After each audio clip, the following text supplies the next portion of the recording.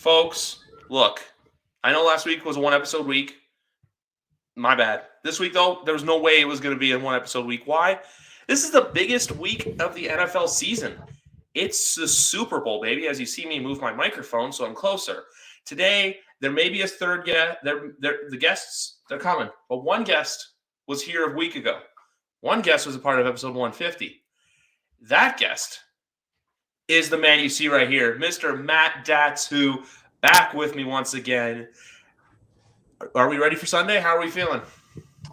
We're feeling all right. Saints got a head coach, but in terms of Super Bowl, hope the Rams lose. Like I was saying, that's what I'm hoping for. But we're ready to see how it all plays out.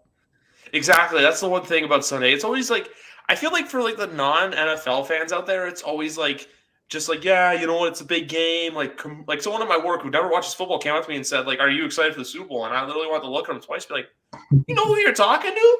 Do you know like do you remember those WrestleMania 21, all the promos they were doing like Hollywood movies for?" Mm-hmm. And then they did the "Are you talking to me?" That was me. Robert De Niro from Taxi was like, "You talking to me?" But for people like us, I feel like the Super Bowl is always bittersweet because it's like the end of the season. Because after Sunday, we don't get football again for 7 months. Yeah, that's true. I mean, it's the end of it all. You had the Pro Bowl, which I heard some things about, but I didn't watch it at all. But in terms of the actual Super Bowl, it's the big event.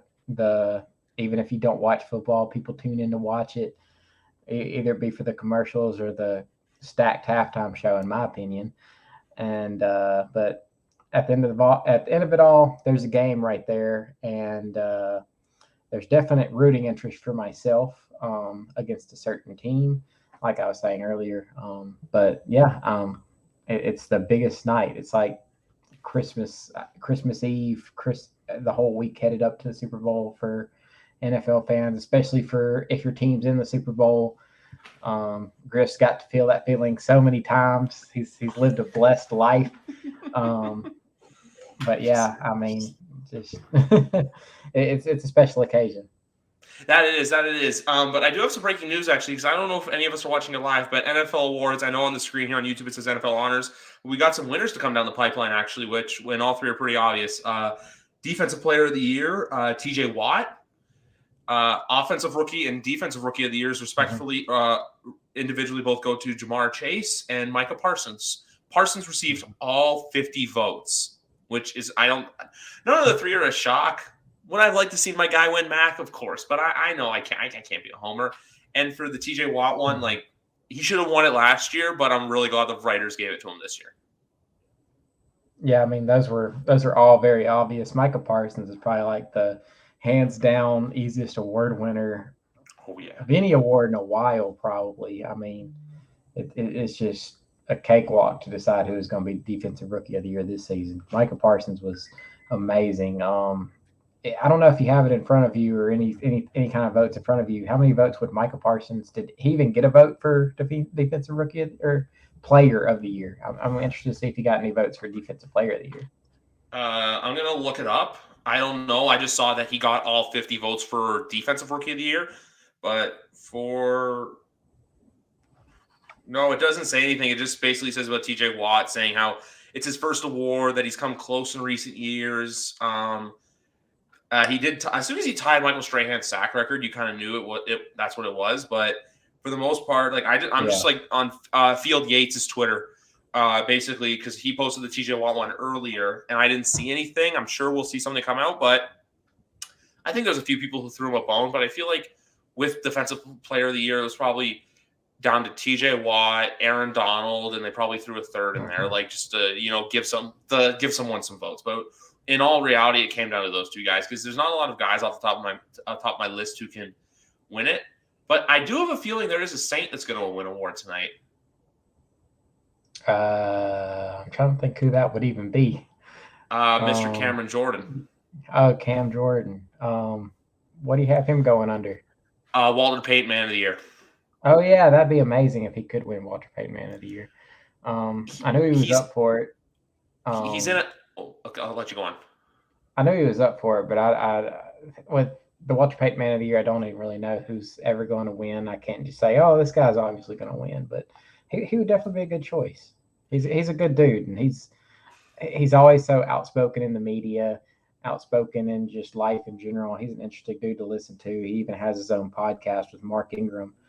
I don't know how up to date they are with that, but interesting guy for sure, and definitely a Saints legend. So I would be very excited if he could bring home a Walter Payton Man of the Year award for himself. Who was a part of that historic 2011 draft class. He was doing. I only say I think he's going to win too because he is in LA. He's been doing the rounds. I haven't seen many other Walter Payton nominees in Los Angeles, so I feel like they kind of say if they have an inkling of who's going to win, they tell you, hey, you have to be there. Like for example, Mac Jones was at NFL Honors tonight. I don't know if Jamar Chase was or wasn't. I feel like the award show is better that it's tonight as opposed to the night before the big game, which. Yeah. I have to call this episode the big game because I know the NFL hates it when you use the term Super Bowl. I don't know why.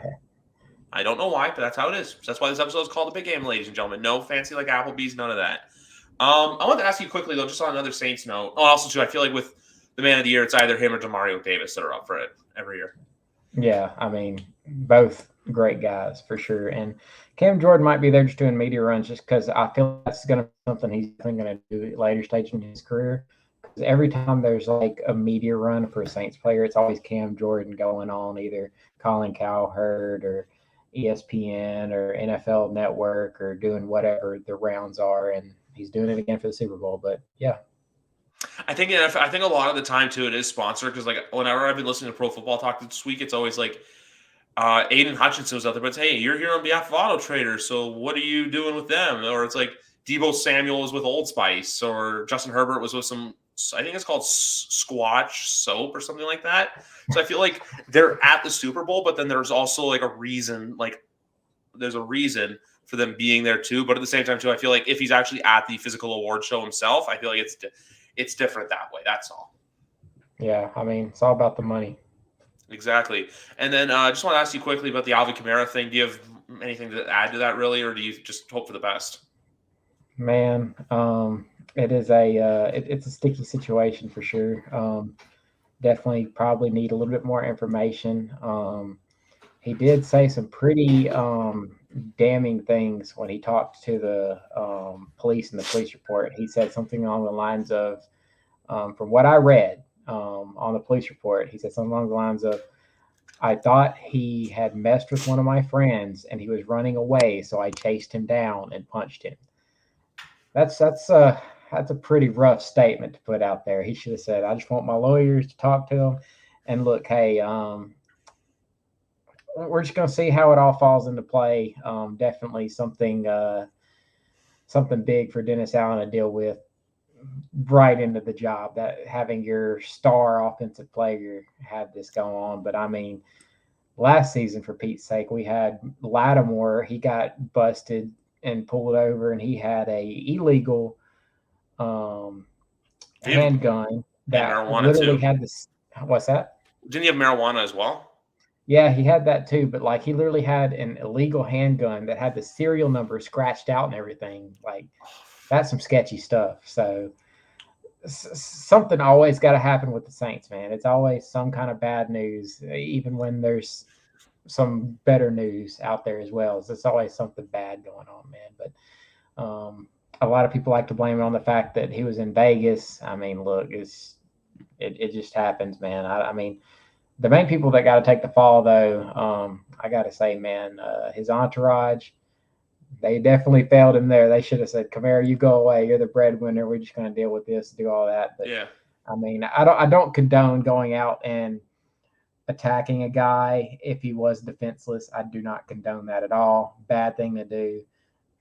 Shouldn't just gang up and beat up on a guy. But I definitely want more information out there and just see how this whole situation plays out. Yeah, I'm the same way too, because like I feel like it was just like it was just a bar fight. But yeah, like the fact that he says all these stuff that could incriminate him. Mm-hmm. Do I think he's going to get jail time? Probably not. I feel like it's just another, it's a situation that I'm not trying to downplay it or anything, but I feel like stuff like this happens in Vegas every weekend. I think it's just the fact that, for one, that he played the game, and that two, I don't know if the NFL found out until the game was being played, but it happened like 6 o'clock in the morning. And from what I saw from the police report that I read, apparently he was approaching him and the Camaro pushed him or something, and that like him and his entourage started to chase him. But like it just seemed like he basically pointed out of like, oh, Alvin Kamara did this. But I don't. It's like it's a serious issue. But I'm not trying to down. Like I said, I'm going to repeat myself, folks. I'm not downplaying it. I'm just saying it's not like there was serious injury that has long-term effects or life-changing, altering effects. I'm not saying anything like that. That's why I feel like he can get off. But at the same time, too, I could see the NFL maybe giving him maybe a 1 or 2 game suspension just to kind of show these guys like you can't do that, because every offseason, no matter, like you said, there's the Marshawn Lattimore stuff last year. Frank Clark was arrested for having I'm going to swear, a fucking Uzi in his car. That's a military-grade weapon. Mhm. Like there's like certain things when I look at NFL players, I want to be like, what the hell are you doing? Like you're a professional football player. Why do you have guns and drugs in your car? Why are you getting into fights? There are things that are bigger than you. Now, obviously, the Henry Ruggs situation, much darker, much scarier. But at the same time, too, there's just certain things where I'm just like, if you literally make small, like just rash decisions or smart decisions, it can change your life in an instant. Like, they say like life can just change in a snap. It's the same thing with stuff like this, no matter the severity or the degree of it. So I just hope for the sake of all NFL players, they can kind of learn from this as learning experiences and be like, hey, I don't want this to be me. Yeah, I mean, it's definitely something they should learn from. And I mean, they even have these NFLPA kind of situation where they can go out and just get a ride like super easily. And it just doesn't make any sense, some of these decisions these players make. And I know sometimes they even get these classes as rookies when they're going into the league, so that way they can try to prevent these things. But at the end of the day, you have so many people in the league. I mean, if you look at it, it's not that many people, but there's just always going to be the percentage of people that make decisions like this, unfortunately. And it happens out there, and it sucks. But at the end of the day, you just hope that they can minimize the amount of these kind of situations that happen. 100%. 100%. Oh, also, I just got another one down the pipeline for the NFL awards as we put it back on. Sports Center breaking news. Joe Burrow wins Comeback Player of the Year. That was probably the second most obvious of the night, winning Comeback Player of the Year. That has come out and done major things off that injury, and going into the season, everyone was worried about it and like, oh, they didn't invest in the offensive line. Myself being included, being like, hey, you should invest in the O-line. That's obviously still a problem, but they're playing in the big game, as the title of the show is. But kudos to Joe Burrow. 100%, 100%. Kudos to Joe Burrow, Joe Shiesty, Joe Cool. Hit the get. I know we were just talking about like why NFL players shouldn't have guts and stuff, but that's, you think of Joe Burrow, you think of that. I want to talk about the Bengals in this matchup. I want to segue into there. Now I know the Bengals is one of those teams. They're not. I don't think they're mid anymore. So MJF, if you're listening to this, they're not mid. Sorry, Skyline Chili and the Reds still maybe. Bengals are not mid. Obviously, we're not Bengals fans. You're a Saints fan. I'm a Patriots fan. If you folks want to go back and listen to Tuesday's episode with Jordan Hines from the Sports Dude Hines Show, he is a diehard Cincinnati Bengals fan. He gives more insight to the team. Matt and I are just going to kind of look at it as, like, we like the story. Do we like the team? Like, because when I look at this Bengals team, I obviously the other team for you is very different. But with this Bengals team, there's no reason to hate them unless you're a Browns fan.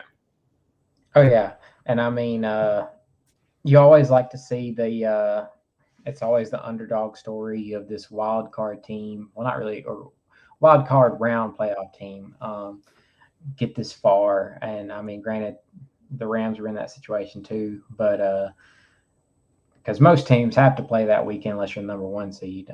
Look where they ended up, which is kind of funny to think about. But I mean, it's a good story because going into the playoffs, no one really thought the Bengals were going to make it this far, and for them to do this, it's amazing. You got to be excited for their fans, and just the fact that if they win one, it would be amazing for them. And you probably hate to hear me say this, but another fan base I'd just be so elated for. Like Bengals fans, I'm elated for. Bills fans, if they ever win a Super Bowl, I'm gonna be elated for them just because I feel so bad thinking back on the past. And anyone that was a Bills fan when they went to 3 Super Bowls in a row and lost them all, that is like devastating. I don't know what I would do if the Saints went to 3 Super Bowls in a row and lost them all. Like I'd probably have to deactivate my online presence because I would just be so distraught. So I really want to see it for the Bengals fans, just because I know they'd be just so elated and so excited to get this. And obviously, I have my personal vendettas against the Rams, even though it'd be cool to see Matthew Stafford finally get a ring. But this Bengals team, they've been a hell of a story. Joe Burrow, Jamar Chase, this offense has been electric. The defense has been good to where they can get to their place. Obviously, if I had it my way, I would have the Bengals win, but have Eli Apple get roasted all night long. Also too, I just have a quick update on the offensive rookie of the year vote. I have the offensive rookie of the year votes. So here's how the voting went down. Two of the four finalists were offensive linemen. Wow. Rashawn Slater got a vote. Creed Humphrey got 2 votes. Jamar Chase got 42 votes, and Mac Jones got 5. That sounds about right. I mean, going into the season, we had quite a few rookie quarterbacks. I mean, T-Law, Zach Wilson, Mac Jones, and going into the season, you probably would have thought one of the rookies would have won it, or one of the rookie QBs. But this year for rookie QBs was not very hot. I mean, Mac Jones probably being the best of them, and he had a good situation surrounding him, and it wasn't just like he was expected to go in there and blow up and just put up numbers. But Jamar Chase, that man definitely put up some numbers, man. I mean, outstanding season by him. And then I also have the voting for Defensive Player of the Year. So in third place was Aaron Donald with 3. Second place was Micah Parsons with 5. Okay, Micah. And in first place with 42 votes is TJ Watt. Okay, yeah, I was wondering if Micah got any votes because I was thinking he's going to get some. And I mean, that just goes to show you why he won the Defensive Rookie of the Year by a landslide. He did. And then Comeback Player of the Year was pretty close. Joe Burrow had 28 and Dak Prescott had 21. The last vote went to Derwin James of the LA Chargers, a player I like whose first few seasons have been derailed by injuries, because if he's on, he's one of the best corners in the league. I don't mean to cut it off. I'm just going to I'll have Twitter open, so I'm just going to keep on scrolling through and refreshing through just to keep you updated on the awards. My take on the Bengals, and I know, like you said earlier, you pointed this out earlier. I'm going to correct you on a couple of things. One, you better be careful with your mouth when you say you want to watch the Bills win. We like to see them do well. We don't want to see them win the Super Bowl here on YWC Football Talk. And there was 4 Super Bowls they lost. 4, 90, 91. I think it was 91, 92, 93, and 94. So. Oh, okay. 4. Holy crap. Yeah. By the way, the voting comes from Ari Mirov. He's an NFL reporter for PFF. But my big thing with the Bengals is, and even the Rams, I like to see teams, and I know I'm spoiled by saying this because I'm a Pats fan, but I always like seeing teams who haven't won a title in forever win a title. Like the Bengals have never won, and the last time the Rams won, you and I were both in like either kindergarten or like grade 1 or grade 2. So the fact, like, it was 2000, and obviously I know the Rams were there 3 years ago, but you want to see a team and a fan base that hasn't won in a while win. Like for the city of Cincinnati, like I said this on Tuesday to my guest, who's my Bengals fan correspondent, Jordan. I just can't imagine what a blue collar town where I feel like it's just eat, breathe, sleep Bengal football. Like how New Orleans, it's the Saints are everything. Mm-hmm. So I want to see the Bengals win, and mainly because you want to see that fan base feel something that I even said this. Imagine telling them 2 years ago, Bengals fans, you're going to draft Joe Burrow, and 2 years later, you're going to be playing in the Super Bowl. I think you went up to any one of them saying that, they would have thought you'd lost your mind. Yeah, that's amazing. I mean, that just goes to show you how well this team has done. I mean, you go from picking number 1 2 years ago, you get your guy in Joe Burrow at quarterback. He has this huge injury, and then next year you're in the Super Bowl. That is an amazing turn of events, man. You gotta give respect to that. That's an amazing, amazing accomplishment. And just see how far he's came. And I mean, if he wins the Super Bowl, he will have won a freaking Heisman, a freaking national championship, and a Super Bowl all in the span of like 3 years ever since the pandemic started. That's just Yeah. nuts. Someone tweeted this out last week. I think you and I were talking about this last week. Remember, it Yeah, said we were. remember the pandemic started with Joe Burrow, and Jamar Chase winning a national championship, and it's gonna end with them winning a Super Bowl. So just look at that full circle, whole thing come full circle. We'll get to who we think is gonna win later on, but I feel like I know where we're both leaning. But official predictions. Next up, I know this is going to be a bad Band-Aid for you, but we got to talk about them, and that's the LA Rams. Look, I just feel like the Rams teams from 3 years ago to the Rams team now are different. Like, sure, it's the same coach. There's some key pieces that are still there, but you have the quarterback. You got a good core of receivers, which even is shocking considering Robert Woods is out. Yeah. Defense, you've got just different players out there who can go out there and ball for you. There's one question that I have for you because I've been hearing this a lot. Mm-hmm. Does a Lombardi Trophy on Sunday book Matthew Stafford a ticket to Canton? I mean, it probably does because I mean, Matt Stafford, he hasn't been like one of the greats of this generation, but he's always been really good. He's always put up numbers, but he was plagued with being on that Lions team. Well, they make the playoffs like once or twice. I know they played the Saints in one of them and they lost. I mean, man, it's just been a rough time for Matt Stafford to really get too much recognition. I mean, he's been a good quarterback to great quarterback his entire career. He's always put up numbers. It's just the teams he's been on, and he finally gets to the playoffs with another team, and they just rattle off win after win after win. And I mean, that Bucks win was kind of suspect. I mean, that was rough to watch at the very end there. I mean, rough in a good way, but I mean, so many different things are happening. They're trying to give that game away, but at the end of the day, he came up with a big play to Cooper Cup at the end there, and that's going to go down in his legacy if they end up winning the Super Bowl. That's going to be definitely a career-defining play for him, and it will be a career-defining moment because I do think he could probably make it in there with the Super Bowl ring, especially if he has an amazing performance in the Super Bowl, gets Super Bowl MVP, just balls out in the actual game. But we'll have to see how that goes. But to answer your question, I'd say yeah, I think he could. You know what? A lot of people are saying this with Matt Stafford. I personally, I'm a little like indifferent on it because some people are still saying that they feel like he needs to get like 2 or 3. But like we look at all these other quarterbacks who have similar resumes.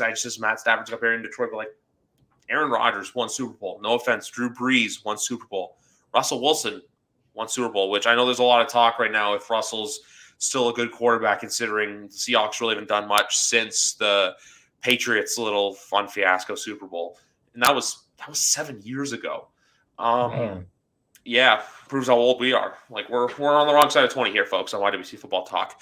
I'll say yes because I said this last year when there was a few people out there that were getting mad at me for it, and I said I think he needed to get a playoff win. I think with his resume, without the playoff win, was bad. And even to Super Bowl, and it's an example I like to bring up here before. I brought up here before. So you obviously know Joe Namath, everything, the guarantee, Super Bowl III. Did you know for his career he finished with 30 more interceptions than touchdowns? Wow. And he's in the Hall of Fame on that one Super Bowl win alone, and the fact that the Jets' lone Super Bowl win of 1969. I mean, that just shows you how far a Super Bowl can go sometimes for some players. Exactly. So that's what I'm trying to get at with Stafford is that I think that this win can it's not like going to be like, hey, if he wins, you know what, books his ticket, that's it, it's history. I just think it'll go a long way that when he does retire, the 5 years after retirement, it can go to show, hey, he's a lock to get in, which they are going to announce the Hall of Fame tonight. And if they do announce it while we are recording, we will update you and let you know on that who's going in. Not hopefully it's Richard Seymour finally. But I just say that because it's his fourth go around. I think he's got to get in because that's another subject for another day. But no, with this Rams team, I honestly think more than anything, it's how the defense is playing. Because I think Matt Stafford and Joe Burrow can go out there. They're both going to ball. I think we're going to see a very high scoring game. I just think with the teams, it's going to come down to defense. Which defense can stop which quarterback? And when it comes to that, I trust Joe Burrow more to get out of the pocket than Matthew Stafford to make a play. Like, hell, remember in the AFC Championship game, Joe Burrow escaped a Chris Jones sack. Chris Jones is an all-pro defensive tackle. He got a first down off of it.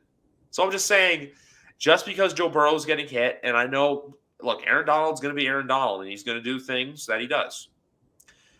But my whole thing is, expect that to happen, and don't always try to focus on shutting him down, because the second you put all your focus to Donald, Leonard Floyd's there, Von Miller's there, you got other players that are going to come, and they're going to be able to show blitz, no problem.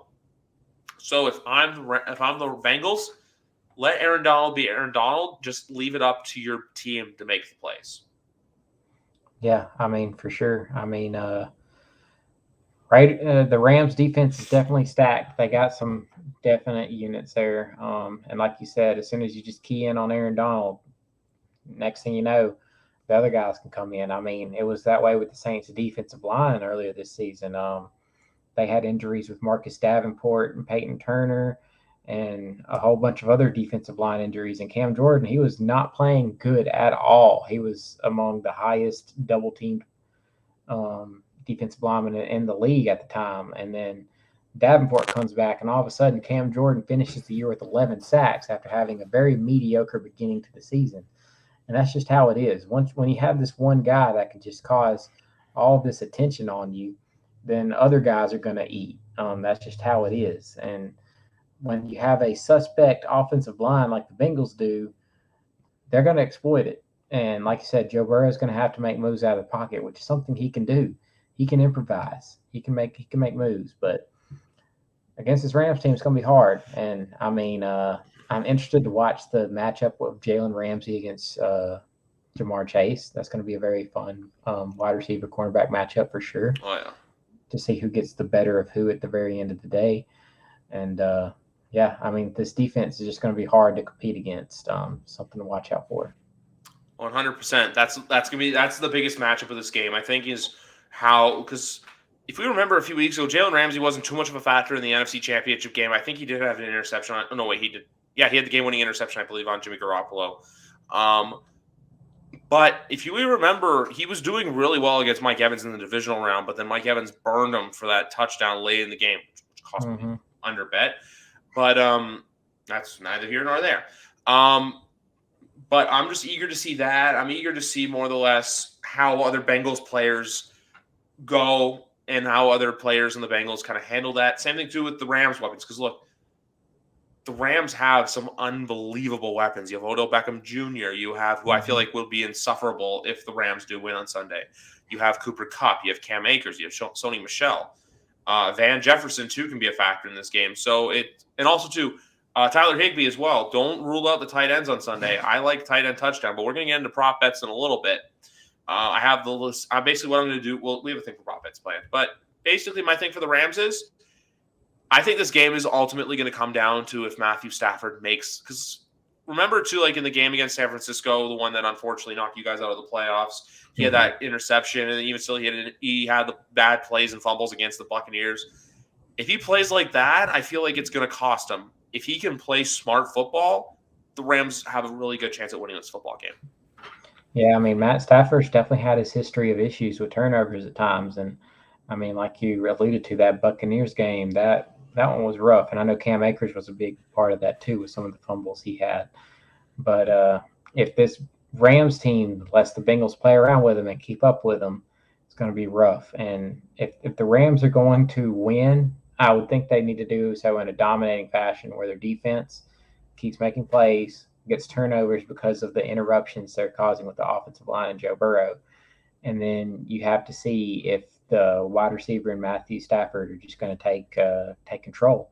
And like you said, I mean, Odell Beckham, he's definitely had a resurgence in these playoffs. He gets away from the Browns, and look how good he's been looking.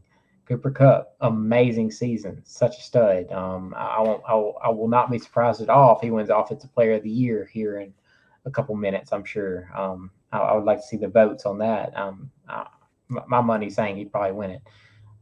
But yeah, I mean, it's definitely going to be an interesting matchup. And as far as the tight ends go, like you said, you can't sleep on Tyler Higbee. He's also a really good third option there. I mean, imagine what this offense would look like if Robert Woods was still here. That would be an amazing three-headed monster at wide receiver. Plus Van Jefferson, too. I'm only saying that, too, because you can never count him out to make a play or two. And that's what the Super Bowl comes down to, is making those critical plays in those critical moments. Definitely.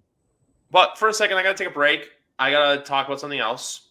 Gotta promote myself here. Obviously, we're always sponsored by SidelineShop.ca for all your jersey needs. SidelineShop.ca, you know the website. But folks, you see it right down here. If you're watching on YouTube, I'm going to point right over here. You see it. I'm going to even do you one better, folks. I am going to have it be. Got to show it. There we go. You see it on the bottom now. It's scrolling, so you're going to see it. BetStamp. What is BetStamp, you might ask? Well, BetStamp is an app that is like social media for sports betting and sports gambling. Now with sports gambling being crazier and bigger than ever, Matt, I don't know if it's legal in Arkansas yet, what the ruling is on single game betting there. I know it just came into effect in Louisiana, but Arkansas has it. I think they do. Okay. So it is available in Arkansas, available in any state with single legal game wagering allowed. But BetStamp basically is an app that you can download to your phone through iOS, Google Play. And basically what it does, it compares different odds from different books. So it lets you get the best odds for any given game, not just the NFL and not just this Sunday, guys. NCAA football, NCAA basketball, the NBA, the NHL, Major League Baseball when it comes back, college football, the WNBA, the CFL is on there, Canadian football, which we'll be talking more about as the summer comes. But for this Sunday, guys, you want to know what the best odds are, what the best bang for your buck is going to be on any sports book available in the United States or Canada. You can go to BetStamp and find those odds. You can also follow live verified BetStamp bettors who have a great track record of betting history. I am on there as well. You can follow me, see my daily picks for betting, no matter the sport. I'm doing pretty good in the NBA right now, just to toot my own horn. But guys, if you want to download this app, and if you want to download a sports book that connects you through this app, so any bet you make on that app will be directly connected to your BetStamp account, whether it be BetMGM, FanDuel, DraftKings, Bet365, Barstool Sportsbook, etc. And today, guys, I have an exciting offer for you, especially for Sunday's big game. Go to BetStamp, download the app, use promo code GRIFFB, that's GRIFFB, when downloading the app, and you get to help out your fellow podcast host. Like I said, guys, that is BetStamp, link in the bio. If you want to know more about BetStamp, feel free to message me or check them out on Instagram or Twitter, at BetStamp on Instagram. And there's also BetStamp Marketplace on Twitter as part of the BetStamp Twitter account where you can shop for picks. Thanks for that, Matt. I had to pay the bills, had to get the advertising out. No doubt. Yes, but for Sunday, I'm going to go. I want to play a game with you. I want to play a game right now. All right. So what I'm going to do is I'm going to go through player receiving yards because we're going to go through some prop bets right now. We're going to go through even the crazy ones. I'm going to give you, but for the receiving yards ones, I'm going to give you I'm going to give you a bunch of players, and I want you to guess for me either if their receiving yards are going to be over or under the amount I'm giving you. Okay. First player we got from the Rams, Cam Akers, 15.5 yards. 15.5 receiving yards. Man, that's pretty hard. Honestly. I don't know. I'm going to say under, actually. I feel like if they're going to throw the ball, they might have Sony Michel out there a little bit more for that. And I feel like they're not going to be too much in a situation where they're going to have to dink and dunk. So I'm going to say under. You know what? I think under just because of the running back situation. I personally am not going to have it on my ticket for Sunday. I know if you guys follow my videos, you will see you're going to see a lot of videos Sunday for the Super Bowl. Trust me. Last time I get to bet on NFL football for 7 months. Of course I'm going to take advantage of it. Next one, Odell Beckham, 62.5. Odell Beckham, 62.5. I think Odell Beckham's going to get like a long touchdown at some point. He's going to burn Eli Apple down the seam or down with a go route. So I'm going to say he probably gets it all in one play. So I'm going to say over.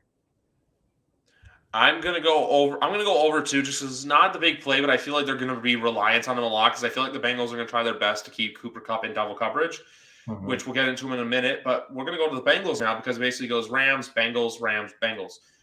Tyler Boyd, 42.5. I think I will. Tyler Boyd, 42.5. Man, that's kind of rough. If you told me T. Higgins, I would definitely say over.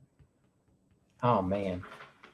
Tyler Boyd, 42.5. I'm actually going to say he's going to reach that, but it might be very close. He might get like 50. So I'll say over 42 yards.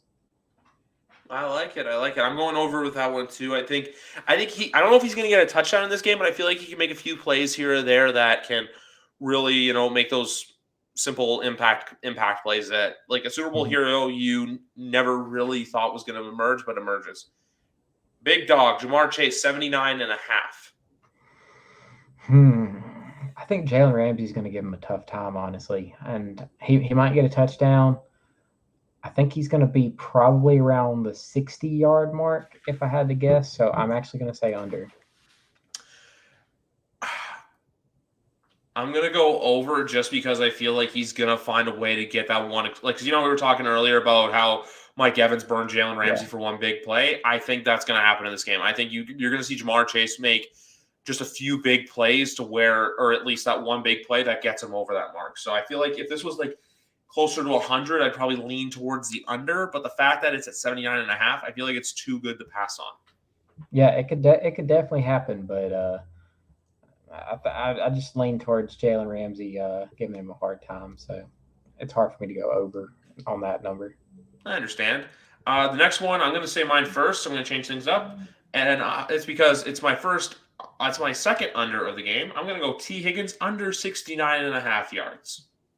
T. Higgins under 69.5. I'm actually going to have T. Higgins going for like 110. That's going to be my prediction. I like it. Mainly because I think Jamar Chase is going to have a hard time.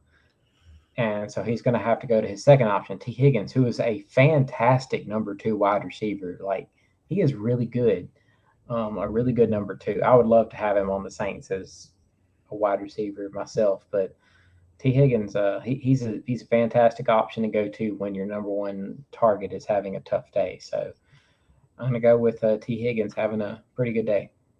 I also have to go off the prop bets for a second because we do have some players from the Pro Football Hall of Fame that are coming out, one of which that makes me very happy. Richard Seymour finally getting the call to the Hall. Congrats, Richard Seymour. Well-deserved Patriots defensive end.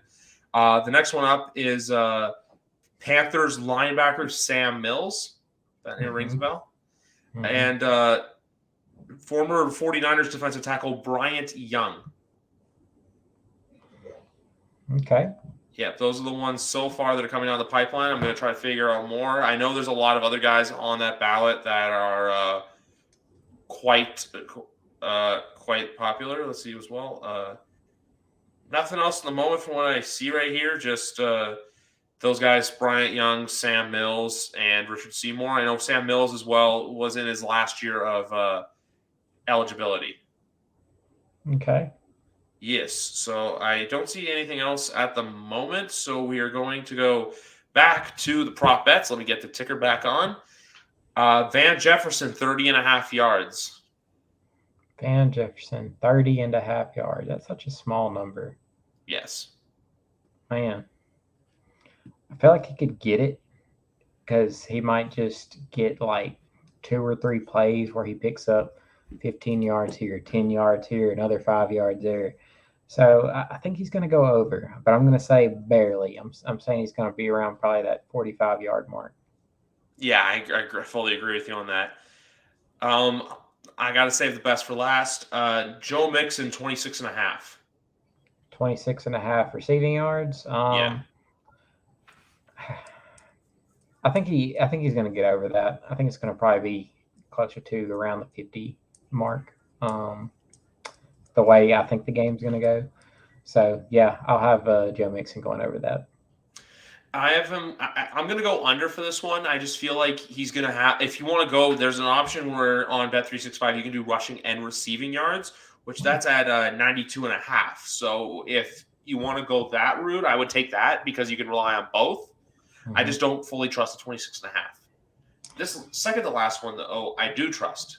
Samaje Perine over 9.5 yards. Man, that is that's a very, very low line there. Yeah. Man, he's the one big play in the AFC Championship game. Yeah, just give him one play and he's there. Like Joe Mixon takes a rest for one play. Play breaks down. Joe Burrow has to go to his flat, and then he just breaks one tackle. Then boom, there you go. I'm going to say he's not going to do it though. I don't know why. I'm just going to say he's not going to do it. All right. I don't think he'll do it either. I wouldn't put my money there if I were you folks. It's just something I think. And the last one sketchy. I wanted to wait for. And yeah, exactly. It's sketchy. Cooper Kupp over. Cooper Kupp over 1.5. Or one, not 1.5. Excuse me. That's easy. Over 105 or under 105.5 rushing, receiving yards. I am all over the place tonight. Man, that is that's a rough one. 105 yards. I think he's going to get 120, so I'll say over. I'm going to say over too. I think it's just one of those things where you can rely on him to make big plays like that and stuff. Also, I do have the, if you don't mind, I do actually have the full class for the Hall of Fame before we get to the sillier props. Richard Seymour, Tony Boselli, Bryant Young, Sam Mills, Leroy Butler, Dick Vermeil as a coach, Cliff Branch in the senior category, and then Art McNally in the contributor. Notable first-year players that did not make it were Devin Hester, DeMarcus Ware, and Andre Johnson. They'll all probably make it at some point for sure. Especially Devin Hester. I have to say Devin Hester and Andre Johnson because Andre Johnson was at one time one of the best wide receivers in football. Mm-hmm. He was fantastic. That he was. But back to the prop bets. I have some silly ones I want to say. Coin toss. What do we think? What are we thinking? Always got to go with heads. You know what? I got to do the same. I got to go heads. It's just, I know they say tails never fails, but in the NFL, it always seems that heads is king. It's gonna be heads, but if there's overtime, it's gonna be tails. Oh, that's another one. That's another bet you can make is if you think the game's gonna go to overtime. I personally wouldn't. But you never know. I would not. I don't think you've ever. There's only been the one Super Bowl. I know it's a Super Bowl you and I both love, as I keep getting text notifications. So if you hear a bing, I'm sorry about that, folks. Yeah, I'm just gonna go heads. But like I said too, don't ever bet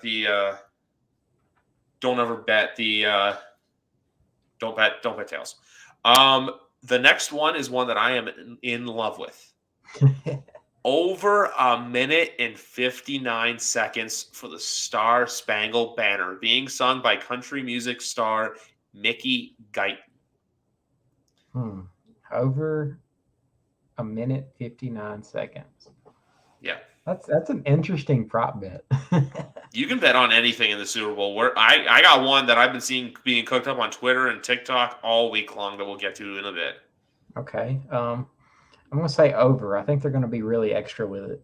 I feel like most singers are. Like I watched today the Luke Bryan one from Super Bowl 51, and he was like, the whole video was like 2 minutes and 34 seconds, which I think at least 2:20 of it was him singing. So, folks, they're not going to get the anthem done quick. They're out there to showcase themselves and show the world their singing voice. They're going to milk the hell out of the anthem. The only other ones I can think of that if you want to bet on for fun is what's the first play of the game going to be? Is it going to be a rush? Is it going to be a pass? I feel like rush is the easy answer, but I feel like pass is one where if you want to get a little frisky with it, that's the way to go. First play of the game is going to be Joe Burrow throwing downfield to Jamar Chase, but they're not able to connect, or Jalen Ramsey breaks it up. You know what? I like that. I honestly like that a lot. I like the pass first play of the game. One other one that I really like, that's what I like, is just pass. I got to go with you on there. But there's not much I can. There's also, too, like, will there be a safety, which I'm going to say no. But the one that I know people love to bet on, and this has been a hot topic all week, what color will the Gatorade shower be? If the Bengals win, it's going to be orange. Oh, If the Rams 100%. win, it's going to be blue. If the Bengals win, it's going to be orange. But if the Rams win, I'm going to go lime. I don't know why. I feel lime. Blue's a good answer too. I know red's a very like high number. There's also clear's an option. There's blue. There's orange. But you got to figure if the Bengals are winning this game, hammer your money on orange Gatorade, folks. That's one of the more popular bets I know that a lot of people love to make on Super Bowl Sunday is what's the Gatorade shower going to be. I would personally like to bet for fruit punch plus berry, the best Gatorade flavor ever. If we're betting on favorite Gatorade flavors, folks, give me some Glacier Cherry. There you go. Love that. Before we get to our official winners and picks, also too, we have a couple other props, which would be, we can say this, what we think, who's going to cover the spread and what the over-under is going to be. I want you to pick a few players from each side, but who are some players you think that truly need to have a good game in order for their team to win on Sunday? Basically, who are the YWC Football Talk impact players for Super Bowl 56? On defense for the Rams, I'm going to say you're going to need to see a big game out of Leonard Floyd. Aaron Donald, of course, is going to be keyed in on by the offensive line, and they're going to try to have a game plan for him. So if the Rams are going to have a disruptive day, look for Leonard Floyd to take advantage of his single coverage. Von Miller's going to be taking over the other side. So if Leonard Floyd can step up and get 2 to 3 sacks on Joe Burrow, that's when you know things are probably going to be going bad and things going the right way for the Rams defensive line. Oh, 100%. There's actually, after that, there's another prop bet that we have to discuss later on, apart from the actual ones that affect the game. But mine, honestly, if I had to go for Cincinnati, I'm going to go defensive first, and I'm going to say Sam Hubbard. I'm going to say Sam Hubbard and Trey Hendrickson. I feel like those guys have to have a good day and get after Matt Stafford. CJ Uzomah as well as another player to watch for. I think if he has impacts. I said this the other day. I'm not expecting him to be like, how Travis Kelce, where it's like the game's got to revolve around him. But you know how there's those like tight ends in the NFL where, hey, if you can get a few plays out of him and he can get some catches when you need to, you're going to win the game. I think that's the same thing for Uzomah and Higbee. I think they're very similar players in that stature. But for the Rams, I'm going Aaron Donald. I'm going Leonard Floyd. I'm going Von Miller. We know what the offense is capable of. If the defense has their way and is disruptive and just causes Joe Burrow's day to be hell, you gotta figure it's going to be up to those guys. If those guys can go out there and just ball and just hit, it's going to be a long day for the Bengals fans. Because that's the other prediction I have for Sunday, by the way. I think it's going to be at least 70-30 when it comes to attendance. I think 70% Bengal fans. You're going to see so much orange in that stadium come Sunday night. That'd be amazing. And as far as some offensive type players, I guess for impact players, I got to go with T. Higgins. Like I said earlier, I think Jamar Chase is going to have a hard time with Jalen Ramsey, and they're going to have to find someone else to go to. And T. Higgins is a very safe number 2 option to go to. And on the Rams side of the offensive ball, got to go Odell Beckham. He's probably going to shine brightest in these lights. I think this is going to be a big game for him, and I think he's going to put up some big numbers. I'm going to call you Matthew for a second. Matthew, I wholeheartedly agree with both those picks. I think both T. Higgins and Odell Beckham Jr. have to have important games for their sides to succeed, because we know for as good as Jamar Chase is and as for good as Cooper Kupp is, you got to know that the Super Bowl can't always come down to how one player does it. Also, too, got to go back to it, folks. Breaking news. More NFL awards coming in. Coach of the Year, Tennessee Titans head coach Mike Vrabel. Congrats, Mike, on the well-earned award. Yeah, congrats to the former Patriot. Yes. I don't consider him part of the Belichick coaching tree. I know he played for No. us, but he never coached under Bill Belichick. Yeah, it's different being a player and then being a coach. But yeah, I mean, there's definitely probably a little bit of influence there. Oh, there probably is. I'm just saying, like, I don't consider it as like a coaching tree hire. He's Yeah. probably been, if you do, he's been the most successful. Like, look, he just won Coach of the Year, and he's been there. He just got an extension, him and the GM John Robinson. But they're doing good things out in tennis in Nashville right now, so we'll see where it goes. But no, for impact players, like I said, you just got to figure both those guys I mentioned and both the guys you mentioned, T. Higgins, Odell Beckham Jr. Because like Cooper Kupp and Jamar Chase are the easy answers, but we're always looking for those other answers that are like a little more unheralded, because that's a Super Bowl. Like, I look at some of the Patriots ones, like Super Bowl 49, Malcolm Butler, James White in Super Bowl 51. Hell, last year it wasn't Mike Evans or Chris Godwin. It was Antonio Brown. Yeah, Super Bowl 40 or Saints Super Bowl, Tracy Porter. Yeah, pick six. Yeah. Yeah, but next up, before we get to prop bets and we'll talk about the game, I want us to go one from each side. Is it okay if I take this away first for MVP? Yeah, go ahead. Go ahead. If I'm going with the Bengals, I'm going Joe Burrow. I know the quarterback's the easy answer, but I feel like if the Bengals are going to win this game, it's going to come down to him. Unless Evan McPherson has a great day and you want to be crazy and place that prop bet, be my guest. I'm not doing that. I'm taking the easy money with Joe Burrow, which I believe is at plus 200 right now. But I have a good one for the Rams. It's not Matt Stafford. Aaron Donald. Yeah, I mean, I could see it if he goes off for sure. Those are my two picks for Super Bowl MVP from each side. What about you? I'd probably have to go with Matt Stafford on the Rams, just because I think if the Rams are going to win, of course their defense is probably going to play well, but I think the Rams are going to have to put up points on the board, and I think Matt Stafford could do that. And I think if he gets like 3 touchdowns, no interceptions, 300-plus yard game, he could be looking at a Super Bowl MVP. 100%. And then 100%. as far as the Bengals side of things, I mean, the safe thing to say is Joe Burrow, and I want to say Joe Burrow, but you already said Joe Burrow, so I'm going to think outside the box, and I'm going to say T. Higgins winning it. I know I've been riding the T. Higgins train this whole episode, but I really do think he's going to be a major key if the Bengals are going to get the win. Oh, dude, I don't blame you at all. I don't blame you at all. That's how I like the offside picks. Like, look at Super Bowl 48, Malcolm Smith. Super Bowl 50, Von Miller. 53, Julian Edelman. Yeah. Yeah. But look, when it comes down to it, Super Bowl. Before we actually talk about the game, is this the most exciting? I don't know what your music tastes are exactly. I know, look, your sports teams, you're a Razorback, you're a Saint, you're part of the Thunder, which we, the North, laid a little nice ass kicking on you guys last night. Had to get it in there. Let's go Raptors. But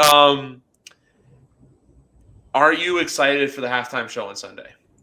Oh, yeah. I mean, whenever I saw it was announced, I was like, wow, that's pretty interesting. Part of me selfishly, like, I love Kendrick Lamar. He's one of my top 5 guys out there.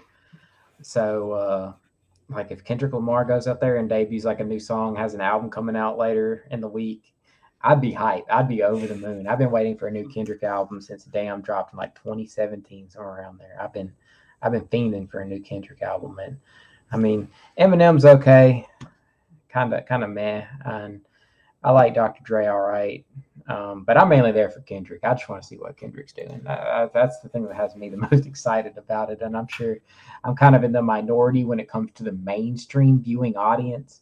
Kendrick's probably the last guy that they think of, but that's definitely what I'm excited for, and it'll just be interesting to see the camaraderie between all 5 and see how they put together this huge concert thing, whatever they're going to do. But yeah, that's what I'm mainly excited about. No, I don't blame you. I'm like a similar way too. I'm excited for everyone. I'm most excited for Eminem just because like I kind of grew up on his music and stuff. It was the first, not the first album I ever bought, but it was the first album with like the parental advisory warning on it. In like 2005. I remember that. It was like I think it was on Encore. I think it was Current Call. It was Current Call. The best hits album. Yeah. Mm-hmm. Current Call. Like, I'm looking forward to seeing him perform live. I think It's going to be great. I'm actually going to change the name of the show of today's episode from The Big Game to California Love. Why? Because we're in California. We're in California, but California Love. Shout out Tupac. No, I'm excited for the halftime show. This is going to sound really entitled, but whenever the Patriots are playing in it, I'd always kind of like be half into it, half out of it, because you're always trying to think like, oh, how can it, like, okay, what do we have to do in the second half to get better to win the game, stuff like this, yada yada yada. But for the most part, the years they're not in it, I like it, but I don't like it. I like it for the fact that you get to watch a stress-free football game and we just get to enjoy it. Yeah. But at the same time, too, like I said, every year you want your team to be in that spotlight. And we'll see what happens next. We'll get. I'll save that for later. What I was about to say, but we'll save. But yeah, so I'm just gonna go in there on Sunday and enjoy it. I don't know what you have exactly for the over and under portion of this game. I'm just gonna open up the score app quickly to see it. But right now, I want to ask you: 49.5 points. Or do we see a score fest on Sunday, or do we see a low scoring defensive game like the last Rams Super Bowl? I think it's going to be barely over 49 points. I think they're going to score. I'm trying to think of a score that I'd want them to have. 27-24? It'd be somewhere around there. So I think it's going to be pretty close to being over that. But I'm going to say over. I'm going to say over too. I'm going to say 28. I'm going to say 28-24. Actually, I just think there's going to be a score like that, where the spread can get. That means the spread gets covered either way. But I'm saying that score for a reason is because, one, I do have the Bengals covering the 4.5 point spread. I'm also picking the Cincinnati Bengals to win the Super Bowl on Sunday. And here's the other reason for it. I think that if the Rams win, it's going to be an ass kicking. But I think if the Bengals win, it's going to be a close, hard-fought football game. Because I think if the Rams win, I wouldn't be shocked if we saw a similar game like we saw against the Arizona Cardinals, where they just completely dominated them from start to finish. Wow. As far as my prediction, the logical choice in my head wants to go with the Rams because that's who I think is going to win. But I'm going to go with the Bengals too. I'm going to say 30-27 Bengals. They win on a last-minute field goal by Evan McPherson. That guy's been balling out this postseason, making key, crucial kicks. He's going to go over to Brandon Allen and say, "We're about to win the Super Bowl." And it's going to happen. That's what I got. You love to see it. Actually, just realized too as I look at the timer, we just ran over 56 minutes. I feel like it would have been cool to stay in like that 56-minute range just because of it's Super Bowl 56. That's all. But I hope for all intents and purposes that this LA Super Bowl is on a flop because I've heard that there's not a lot of hype and buzz around it compared to other years where apparently, like for example, I heard Minnesota. That's all you saw was Super Bowl. Apparently with LA, it's like a little more spread out, so you don't see like as much hype and excitement. I'm sure there will be at the game Sunday. I'm not trying to take anything away from it. I'm just saying like we'll see what happens on Sunday. But you got a lot of good host cities coming up after this. You have Phoenix next year. Then you have Las Vegas. The Super Bowl 59. This is one I don't know if I'd go to the game, but I'd love to be in the city for it. But in 2025, they're going back to the Big Easy in New Orleans. I would love just to watch the game somewhere. And who knows, maybe one day us here at YWC Football Talk, maybe we have some little credentials. Maybe we get a media row. I'm going to say this right now on air. That is a personal goal of mine that I do want to reach one day is to be a credentialed member of the media, not at the Super Bowl, but even if it's on media row, the Super Bowl experience. That's a goal of mine. I'm not afraid to admit it. That'd be amazing. You know what? It's like what they say, dreams got to come true. Dreams got to come true. Well, anyway, folks, I think that's going to do it here for today's YWC Football Talk. This is going to sad too. This is the last episode where there's actual football being played. Mm-hmm. No, I'm not counting the. Pardon me? It is pretty sad. It is. But you know what? It's been a very fun season. So for anyone who's listened, for anyone who's been on the show, Matt countless times, Danny, Big Rat, Lorenzo's, Ramey, you know who you are, Patriot Nation podcast member guys, Andy McNamara, Ray Rout, I could go on and on. There's been a lot of them that have been on throughout the season. Thank you for coming on, and thank you for thank you for just helping a kid out with podcasting. But For the most part, guys, I'm just excited to keep this journey going. Off season, look, we don't stop. We do not stop here on YWC Football Talk. I'll be back next week. We're going to recap the Super Bowl. We're going to be getting into the combine, free agency, the draft. More writing is going to come down. My first mock draft will be coming out in the next few weeks. Stay tuned for all of that, guys. Enjoy the game. Matt, thank you very much for coming on, guys. And thank you very much for listening to today's episode of YWC Football Talk.